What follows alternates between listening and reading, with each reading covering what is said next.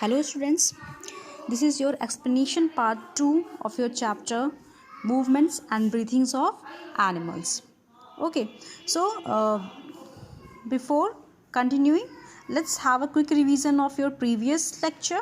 In that part, we have seen why animals need to move, and we have seen the movement and the types of limbs found in terrestrial animals or the animals on land. Okay, so today we will see about the movements and limbs found in insects, birds and birds. Okay, so open your books and let's start. You have seen different kinds of insects, and these insects have different pairs, numbers of different pairs of legs also. Okay, so insects have 6 legs, that means 3 pairs. Some insects they crawl and some are able to crawl and fly too. कुछ उड़ते भी हैं. Okay, you have seen ants क्या होते हैं, they walk. लेकिन अगर हम बात करें हाउस फ्लाई की, so they fly. तो few insects walk, crawl, and while some others they are able to fly. Ants, beetles, bedbugs, lice and cockroach, they all crawl, while some insects have wings to fly like butterfly, honeybee, mosquito, dragonfly and grasshopper. Okay, grasshopper uses his hind limbs for hopping and wings to fly.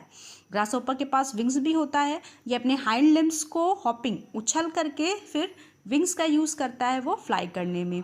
Okay, और अलग अलग different insects में इनके wings जो होते हैं वो बहुत ही अलग होते हैं जो बर्ड्स के विंग्स होते हैं. Both have wings. ओके, लेकिन इन दोनों के विंग्स आपने देखे होंगे बहुत ही डिफरेंट होते हैं. The wings of insects are coloured and have scales on them.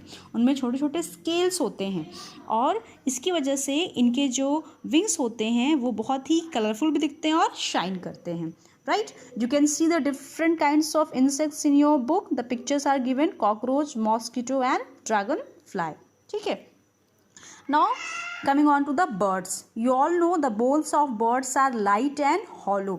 बहुत ही इनके बोन्स हल्के होते हैं और हॉलो होते हैं. हॉलो मीन्स खोखले, अंदर से वो पूरी खाली होते हैं और बाहरी जो स्ट्रक्चर होता है वो आपका कैल्शियम और फॉस्फोरस का होता है. They have a boat shape body. आपने बोट देखा है, नाव जो होती है जिसको हम स्ट्रीमलाइंड कहते हैं. ठीक है, you can see the picture. तो इनका जो बॉडी होता है वो बोट शेप बॉडी होती है और जो उनके विंग्स होते हैं they are attach to their breast bone. उनका जो चेस्ट होता है वहाँ पे जो हड्डी होती है उससे वो जुड़े होते हैं. विथ स्ट्रॉन्ग चेस्ट मसल्स, जो उनकी मांसपेशियाँ होती हैं चेस्ट की वो बहुत ही स्ट्रॉन्ग होती हैं और वहाँ के ब्रेस्ट बोन से ये विंग्स अटैच्ड होते हैं. They have feathers to keep them warm. इनके जब बॉडी पे फेदर्स होते हैं जो आप ऑलरेडी पढ़े हुए हैं कि क्या होते हैं in your previous classes. Okay, so they keep them warm. They use their feet to hop and move. वो अपने पैरों यानी जिनके जो क्लॉज होते हैं, पंजे होते हैं, उनका यूज़ वो हॉप करने के लिए और मूव करने के लिए यूज़ करते हैं. However there are some flightless birds like emu, penguin and ostrich. They use their feet to walk and run because they cannot fly and that's why they are called flightless birds. Okay, ये उड़ नहीं सकते हैं क्योंकि इनकी जो body होती है वो बहुत हैवी होती है. इनमें जो जितनी भी उसके अंदर फ्लैश होता है, जो मसल्स होते हैं, they are very heavy and so they are not able to fly. Okay, now coming on to the reptiles part. Reptiles क्या होते हैं? ये ऐसे एनिमल्स होते हैं जो कि क्रॉल करके चलते हैं, रेंगते हैं. ठीक है, मोस्टली ये सारे क्रॉलिंग वाले जितने भी रेंगने वाले एनिमल्स होते हैं they are called reptiles. The reptiles are cold blooded animals.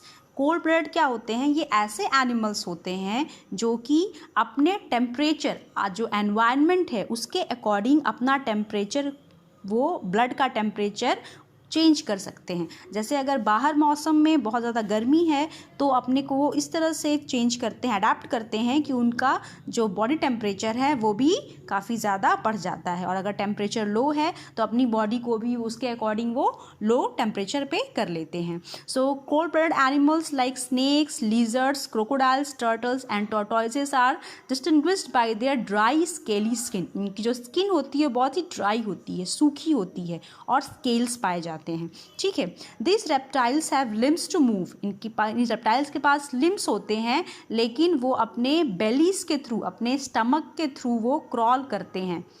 और specially on land to lay eggs. आपने देखा होगा, लिजर्ड को देखा है, snake you have seen. So they all crawl, वो सभी रेंगते हैं अपने पेट के बल जब वो ज़मीन पे होते हैं। तो the limbs of a turtle act like flippers and enable them to paddle through water.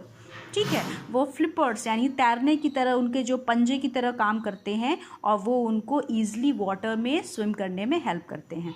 A reptile does not have limbs is snake. एक इसमें एक्सेप्शन है, अपवाद है, स्नेक हैं। जो स्नेक होते हैं इनके पास लेग्स नहीं होते हैं। किसी ने स्नेक के पास लेग्स देखे हैं?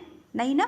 तो दे हैव स्केल्स, और छोटी छोटी प्लेट्स की तरह स्केल्स होती हैं उनकी बॉडी स्टमक के पास, जो कि अटैच्ड होती हैं, और ये प्लेट्स उनको हेल्प करती हैं क्रॉल करने में। ठीक है, और ये उनके फीट की तरह ही वर्क करती हैं और उन्हें रेंगने में हेल्प करती हैं। स्नेक्स के पास स्ट्रॉन्ग मसल्स होते हैं that help them to move forward और backward and their scale push against the ground. जब उनके स्केल्स ज़मीन से चिपकते हुए चलते हैं तो वहाँ पे रफनेस की वजह से और स्ट्रॉन्ग मसल्स की वजह से वो इजिली मूव कर पाते हैं। Because of the scales a snake find its difficult to move on a smooth surface but moves easily on a rough ground.